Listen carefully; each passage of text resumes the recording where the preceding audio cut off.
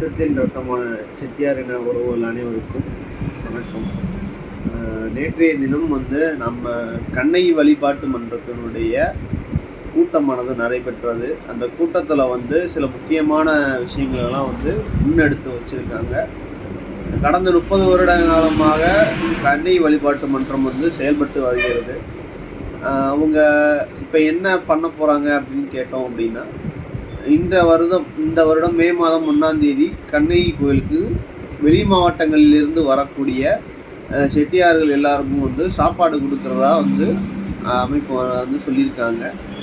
இது இல்லாமல் ஒரு 100 நபர்களுக்கு மேலே இருக்கக்கூடிய நபர்கள் நாளுக்கு 1000 1500ன்ற மாதிரி ஒரு கணக்கில் அவங்க வசூல் பண்ணி இந்த மாதிரி நல்ல காரியங்களை செய்யலாம் அப்படின்ற மாதிரி ஒரு சூழ்நிலையில் சொல்லியிருக்கிறாங்க. திண்டுக்கல் மாவட்ட கண்ணகி வழிபாட்டு மன்றத்தினுடைய ஒருங்கிணைப்பாளராக நானும் எனது ஆதரவையும் என்னுடைய பங்கினையும் அமைப்புக்கு கட்டாயமாக செஞ்சு கொடுக்குறேன் அப்படின்னு சொல்லிட்டு வந்திருக்கேன்.